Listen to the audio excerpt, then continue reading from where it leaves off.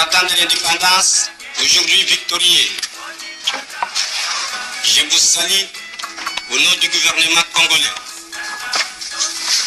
À vous tous, mes amis, qui avez lutté sans relâche à nos côtés, je vous demande de faire de ce 30 juillet 1960 une date illustre que vous garderez ineffaçablement gravée dans vos cœurs, une date dont vous enseignerez avec fierté la signification à vos enfants, pour que ceux-ci, à leur tour, fassent connaître à leurs fils et à leurs petits-fils l'histoire glorieuse de notre lutte pour la liberté. Car cette indépendance du Congo, si elle est proclamée aujourd'hui dans l'entente avec la Belgique, pays ami avec qui nous traitons d'égal à égal, ni les Congolais d'une de ces noms ne pourra jamais oublier cependant que c'est par la lutte qu'elle a été conquise.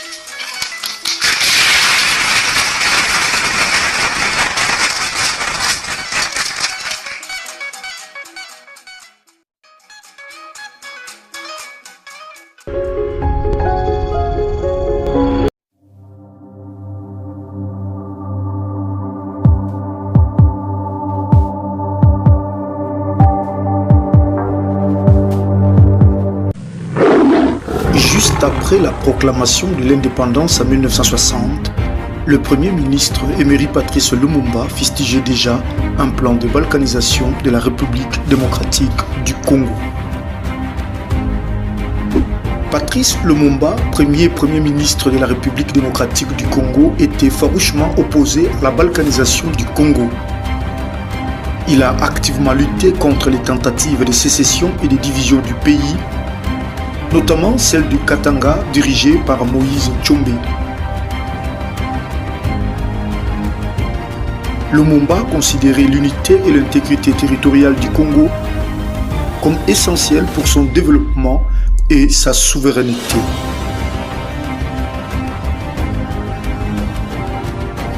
« 60 ans plus tard, la question est toujours d'actualité. Dans une perspective historique et ethnographique, cette étude inscrit ces débats sur la longue durée. Elle aboutit au constat que le débat autour de la balkanisation du Congo surgit chaque fois que le pays traverse une crise politique.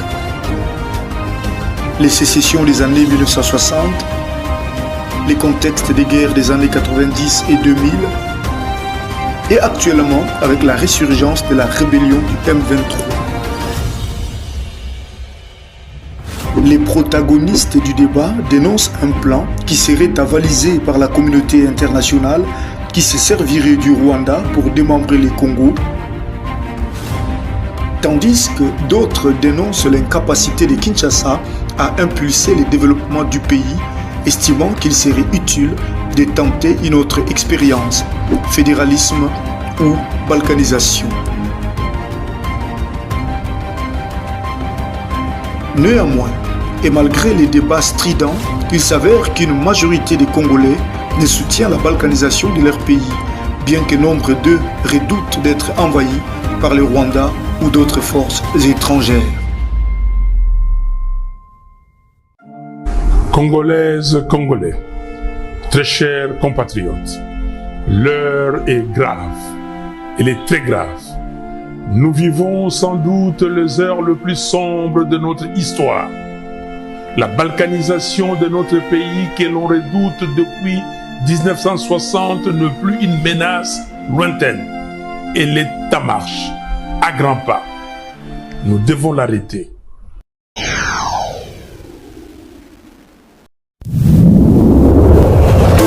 La question de l'occupation de la République démocratique du Congo est un sujet complexe et sensible, souvent évoqué dans les contextes des conflits et des crises que le pays a connus.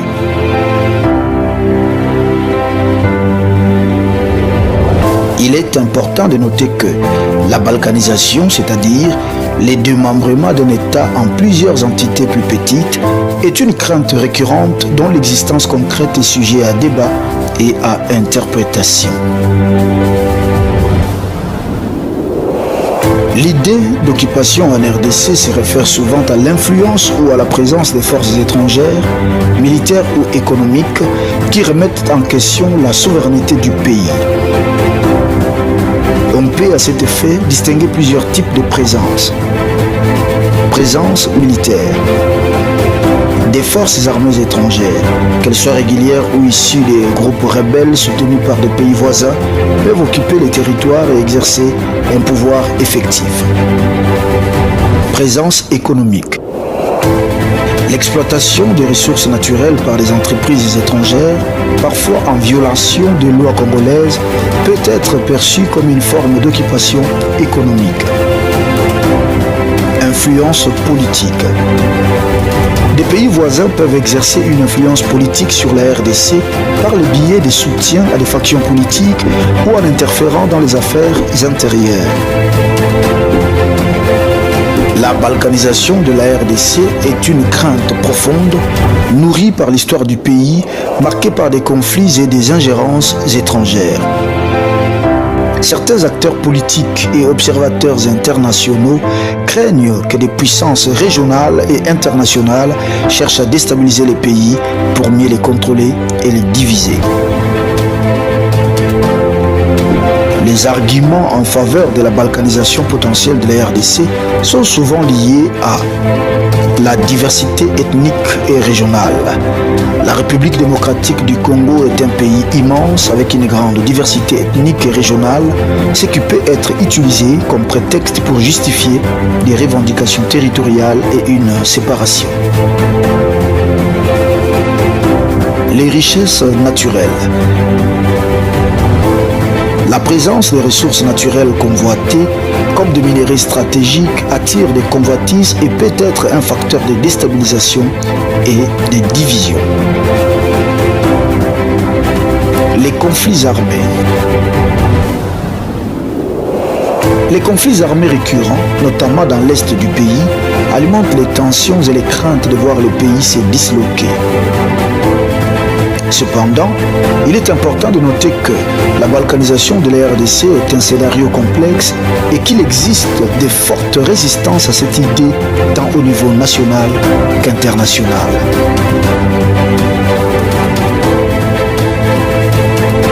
La question de l'occupation et de la balkanisation de la République démocratique du Congo est un sujet qui doit être analysé avec prudence et discernement. Il est important de ne pas tomber dans des simplifications et de prendre en compte la complexité de la situation politique, économique et sociale du pays.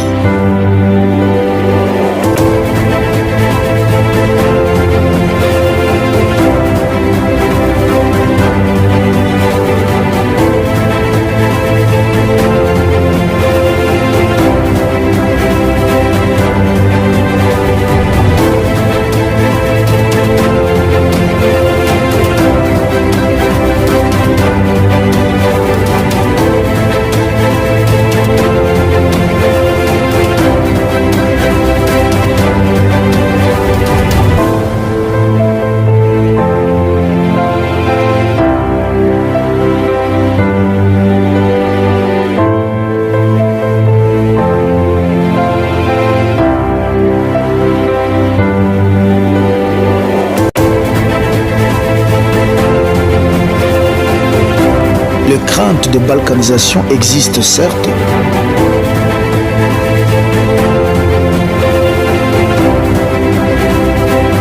mais il faut surtout et avant tout reconnaître la volonté de nombreux Congolais de préserver l'unité et la souveraineté de leur pays.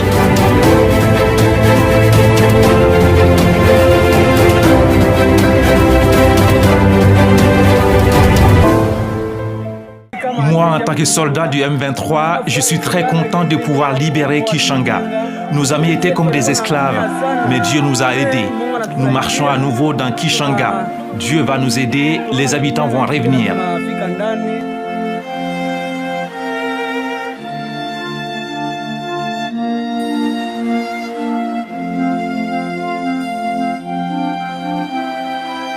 Le M23 combattait avec les bombes, les balles. C'est pourquoi nous avons fui ici à Goma. Et voilà ce qui explique notre arrivée. Il y a maintenant toutes les bonnes raisons pour que notre chef de l'État, que je salue pour le périple diplomatique, puisse déclarer la guerre. Il faut que les institutions constitutionnelles prennent les mesures qui s'imposent face à cette guerre qui nous est imposée par les Rwandais, se cachant derrière le M23.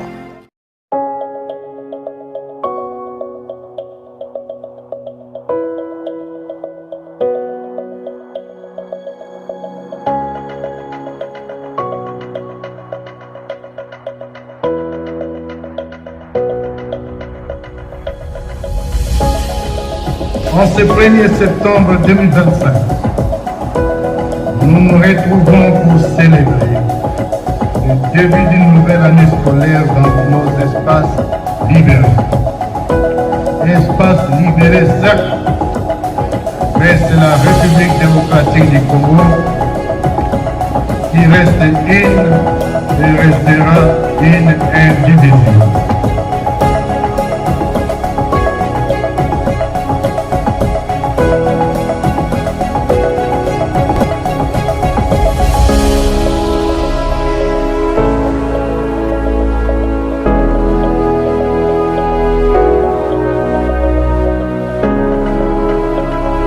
D'ailleurs, à propos du Rwanda, ça ne sert à rien de regarder le Rwandais comme un ennemi. Non. C'est le régime rwandais avec Paul Kagame à sa tête qui est l'ennemi de la République démocratique. Les Rwandais et les Rwandaises sont nos frères et sœurs. Donc, ne les regardez pas comme des ennemis, mais comme des frères qui ont besoin de notre solidarité pour nous débarrasser et débarrasser l'Afrique de ce genre de dirigeants rétrogrades.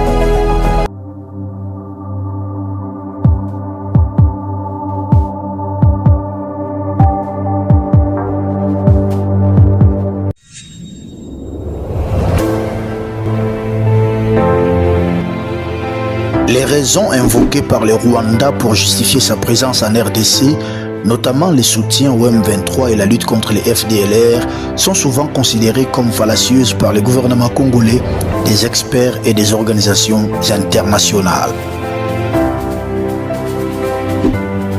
Le Rwanda est accusé d'utiliser ces prétextes pour dissimuler des motivations liées à l'exploitation des ressources naturelles et à l'influence politique dans la région. Des études menées sur le terrain contestent que la présence rwandaise en RDC soit principalement motivée par la lutte contre les FDLR. Elles affirment que le FDLR constitue une menace mineure comparée à d'autres groupes armés actifs dans la région. L'implication du Rwanda dans les soutiens au M23, un autre groupe rebelle opérant à l'est du pays, suggère que l'objectif principal pourrait bien être d'affaiblir la RDC et d'étendre son influence.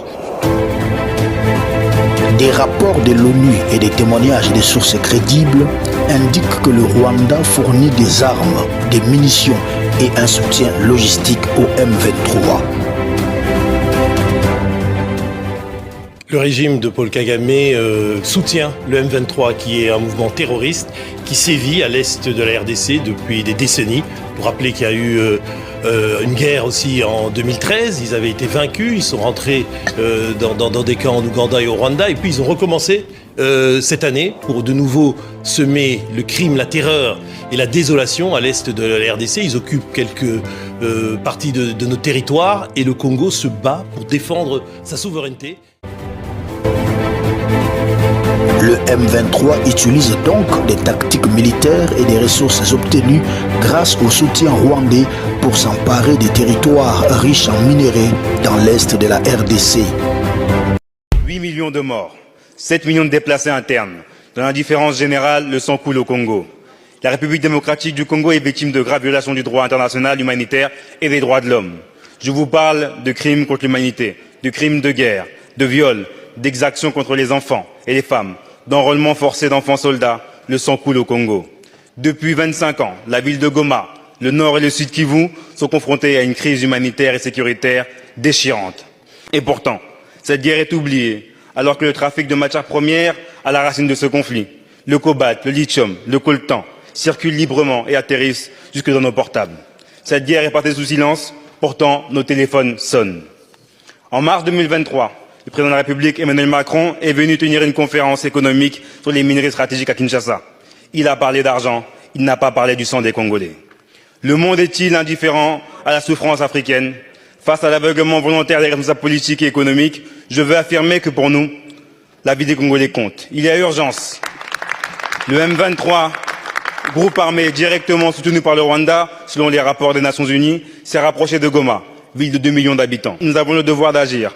Il a fallu attendre un communiqué du 20 février dernier pour que le Quai d'Orsay déclare que la France est très préoccupée par la situation et appelle le Rwanda à cesser tout soutien au M23 et à se retirer du territoire congolais. Les mots sont importants, les actes le sont plus encore. Alors, Madame la Ministre, allez-vous geler vos coopérations militaires avec le Rwanda et procéder à des sanctions économiques et diplomatiques? Les experts de l'ONU affirment que la décision du M23 de s'emparer de la ville minière de Rubaya, tombée aux mains de ses forces, était motivée par un besoin stratégique de monopoliser les commerces lucratifs du coltan qui est utilisé pour fabriquer des batteries pour les véhicules électriques et des téléphones portables.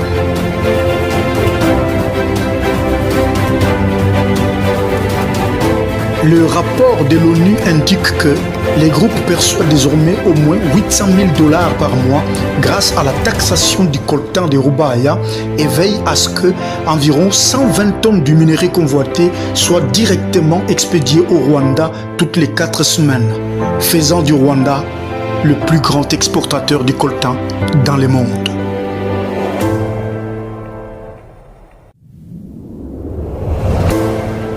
L'offensive du M23 a exacerbé la crise humanitaire dans la région, entraînant des déplacements massifs de populations et une augmentation des violations des droits humains.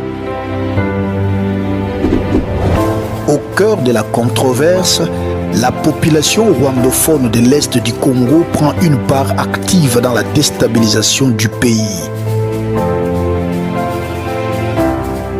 Elle semble être au cœur de la stratégie rwandaise de la balkanisation du Congo. Le Rwanda affirme à qui veut l'entendre que son intervention au Congo, jadis niée de toute force, soit motivée par la protection des droits et de la sécurité des minorités rwandophones, notamment des Tutsis rwandais vivant au Congo depuis longtemps, souvent victimes de discriminations et de persécutions.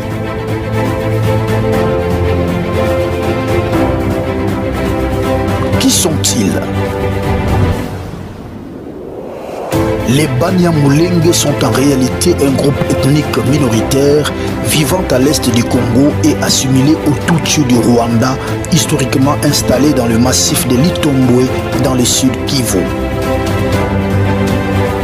Ils sont considérés comme descendants de populations d'éleveurs Tutsis qui se sont installés dans la région à partir du 19e siècle, fuyant les conflits et les pressions politiques au Rwanda.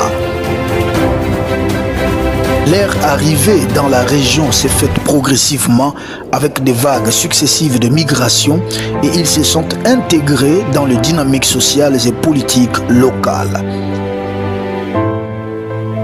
La question de leur nationalité et de leur appartenance à la RDC reste un sujet de débat et de tension.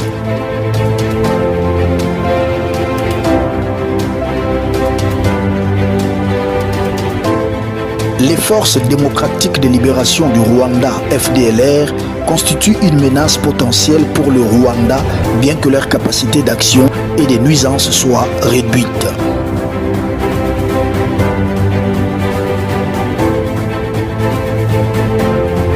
Les FDLR sont un groupe armé composé principalement d'anciens militaires et miliciens hutus-rwandais réfugiés en RDC après les génocides de 1994 au Rwanda. Les FDLR sont issus d'anciens membres des forces armées rwandaises, les FARC, et de la milice Interahamwe responsable du génocide. Les groupes visent à renverser le gouvernement rwandais actuel et à créer un nouvel ordre politique au Rwanda, souvent en invoquant la nécessité de venger les victimes du génocide. Le FDLR opère principalement dans l'est de la RDC, dans les provinces du Nord et du Sud Kivu, où ils sont impliqués dans l'exploitation illégale des ressources naturelles congolaises. La ministre des Affaires étrangères de la RDC, Thérèse Kaikwamba Wagner, est revenue sur l'accord de paix signé à Washington, évoquant notamment la question des FDLR dont Kigali demande la neutralisation comme condition au départ de ses propres troupes de l'Est de la RDC. En résumé, les gouvernements congolais, les experts et les organisations internationales accusent, preuve à l'appui, le Rwanda de justifier son intervention en RDC par des raisons fallacieuses telles que la lutte contre les FDLR et la protection des minorités rwandophones pour dissimuler des objectifs liés à l'exploitation des ressources naturelles et à l'influence politique. Nous sommes prêts à tout faire pour ôter ce prétexte au Rwanda qui justifie justement la présence de ces gens. Vous savez que le Rwanda a même fabriqué ses propres FDLR, donc c'est-à-dire les éléments qu'on a renvoyés chez eux, ils les ont désendoctrinés et réendoctrinés à leur manière pour les renvoyer au Congo. Comme ça, leur présence au Congo va continuer à justifier l'intention ou l'agression dont ils font preuve.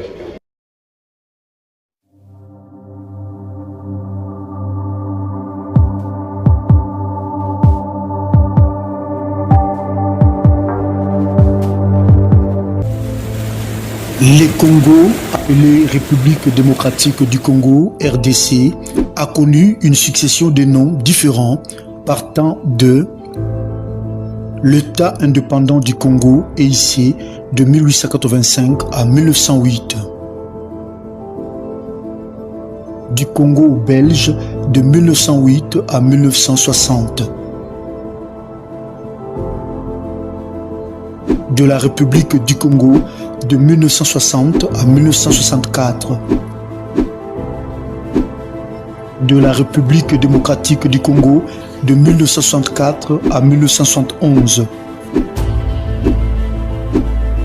de la République du Zaïre de 1971 à 1997, de la République démocratique du Congo de 1997 jusqu'à nos jours. Une instabilité institutionnelle, politique et économique qui en dit long sur l'histoire du pays, vue sous l'angle de l'impuissance de l'État. L'expression impuissance de l'État congolais fait référence aux difficultés rencontrées par la République démocratique du Congo à exercer pleinement ses fonctions régaliennes et à assurer la sécurité, le développement et le bien-être de sa population. Cela s'est traduit par une incapacité à contrôler son territoire, à garantir l'état des droits, à fournir des services de base, santé, éducation, infrastructure et à lutter efficacement contre la corruption et l'insécurité. Plusieurs facteurs contribuent à cette impuissance, notamment l'instabilité politique et les conflits armés. La République démocratique du Congo a connu des périodes de conflits prolongés, des guerres civiles et d'instabilité politique qui ont affaibli l'État et son appareil administratif. Les groupes armés, y compris des milices locales et des mouvements rebelles soutenus par des pays étrangers, opèrent dans l'est du pays, contrôlant des territoires et des ressources. Le M23, un groupe rebelle soutenu par le Rwanda, a notamment mené des offensives dans l'Est, entraînant des déplacements massifs des populations et une crise humanitaire sans précédent. Faiblesse des institutions et gouvernance défaillante. Les institutions étatiques, notamment les forces de l'ordre, sont souvent affaiblies et corrompues, incapables de faire respecter la loi et de protéger les citoyens. La corruption est endémique, affectant tous les secteurs de la société et détournant les ressources publiques. La gestion des ressources naturelles, notamment minières, est opaque et profite souvent à des élites et à des réseaux criminels au détriment du développement du pays. Manque d'infrastructures et de services de base. La République démocratique du Congo souffre d'un manque criant d'infrastructures, routes, ponts, écoles, hôpitaux, ce qui entrave le développement économique et social. Les services de base tels que la santé et l'éducation sont souvent de mauvaise qualité ou inaccessibles à une grande partie de la population. Impact de la mondialisation et des ressources naturelles. La mondialisation et la demande des ressources naturelles ont intensifié les tensions dans l'est du pays où des groupes armés exploitent illégalement les ressources minières. La compétition pour le contrôle de ces ressources alimente les conflits et affaiblit davantage l'État. Défis sécuritaires et violations des droits humains. La situation sécuritaire dans le pays est marquée par des violences généralisées, des déplacements de populations et des violations de droits humains, de meurtres, de viols et de recrutements d'enfants soldats. Les forces de sécurité sont souvent impliquées dans des abus et ne parviennent pas à assurer la protection des civils. En résumé, l'impuissance de l'État congolais est un problème complexe, résultat des facteurs historiques, politiques, économiques et sociaux, tout en demeurant la raison principale de la fragilité de l'identité nationale. Elle s'est traduite par une incapacité à exercer pleinement sa souveraineté, à assurer la sécurité de sa population et à garantir un développement durable, laissant le pays dans une situation permanente de vulnérabilité.